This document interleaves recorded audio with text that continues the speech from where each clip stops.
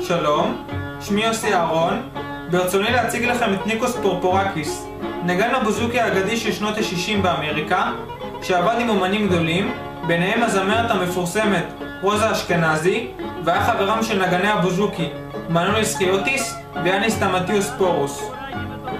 הכנתי סרט ביוגרפי על חייו, בהם מספר על פעילותו כנגן בוזוקי והציג את האומנים איתם עבד. צפייה מענה.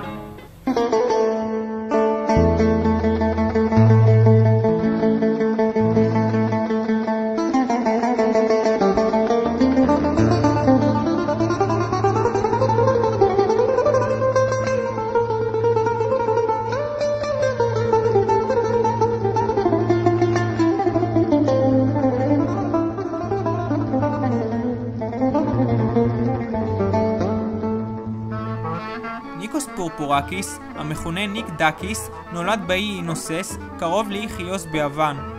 הוריו היו פליטים מאסיה מינור. ניקוס למד לנגן במנדולינה, כינור ולאוטו כבר בגיל 9, והתלווה עם אביו, יאניס קוצודקיס, שהיה מוזיקאי ונגן לאוטו, לפסטיבלים, חתונות ואירועים שונים באי.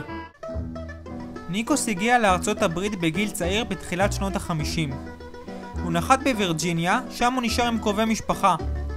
הוא הביא בוזוקי איתו. הוא מספר, כשהוא עבר לניו יורק, הוא לקח את הבוזוקי בתוך שק על גבו, כי לא היה לו תיק עבורו, והלך לעבר אחד המועדונים ואמר שהוא נגן בוזוקי. הבעלים נתן לו להופיע באותו הרגע. באותם הימים לא היו הרבה נגני בוזוקי בארצות הברית. בגיל 16 התחיל ניקוס לנגן בבוזוקי על הבמה. ניקוס היה מרוויח $12 לשבוע בתחילת שנות ה-50.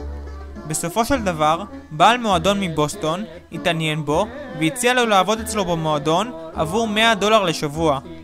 סכום כזה באותם השנים היה גדול עבור מוזיקאי, וזו הייתה תחילת הקריירה של ניקוס כמוזיקאי. ניקוס עבד בשנותיו הראשונות עם מרקוס מלקון ואודי ארנט, שני מוזיקאים ונגני עוד גדולים באותה התקופה.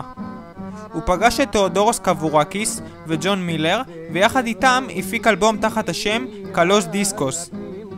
הוא ביצע וניגן ביותר מ-45 שירים שיצאו בתקליטי 78 בין השנים 1953 עד 1955. ניקוס מספר שללהקה הייתה חסרה נעימה לצד השני של התקליט עליו עבדו.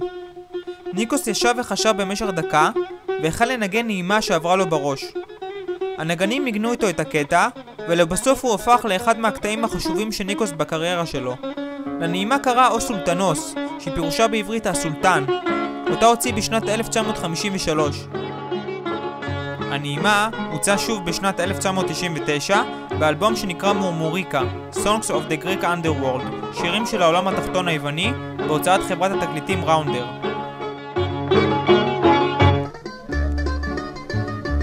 הרבה אומנים השתתפו בסדרת התקליטים קלוס דיסקוס, ביניהם הזמרת המפורסמת רוזה אשכנזי, וירג'ינה מגידו, הזמר תאודורוס קבורקיס, נגן הכינור אנדוניס לוריס, נגן הקיטרה תנסיס אתנסיו, והזמרת אנג'לה פלגודי.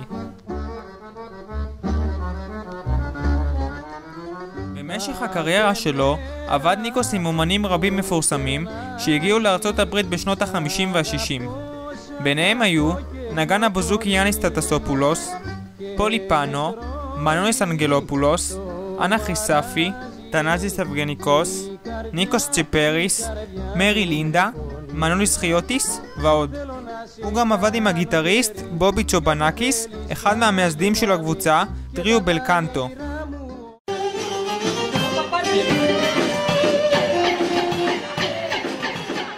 בשנות ה-60 הגיע ניקוס לניו יורק למועדון זאפיון פביליון, ובשנת 1965 עבד על הבמה יחד עם נגן הבוזוקי האגדי מנוליס חיוטיס והזמרת מרי לינדה.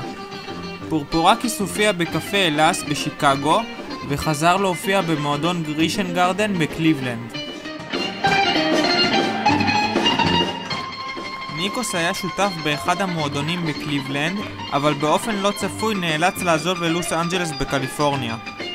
ניקוס לקח את הבוזוקי והציוד האישי שלו, יחד עם מספר תמונות, עלה לאוטובוס ועזב הכל מאחור, כדי להתחיל בחיים חדשים בחוף המערבי.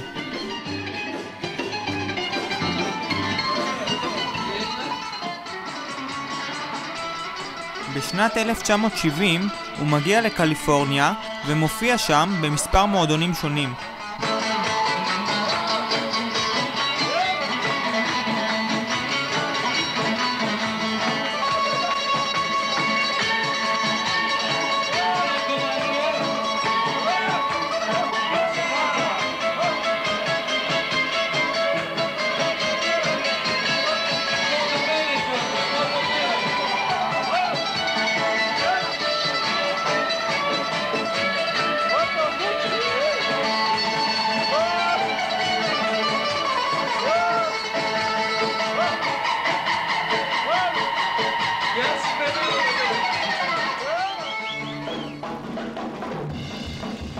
בשנת 1974 ניקוס עובר להוואי ומופיע שם במסעדה פופולרית באי.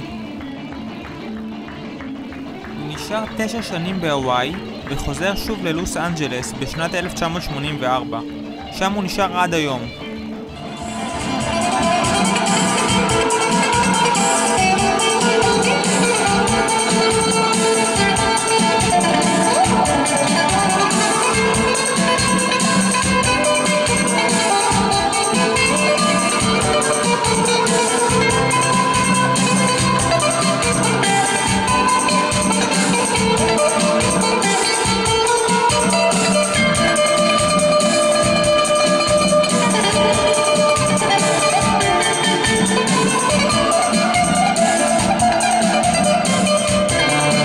אני רוצה להודות לליה אשתו שעזרה לי בהכנת הסרט, ומודה לכם שצפיתם.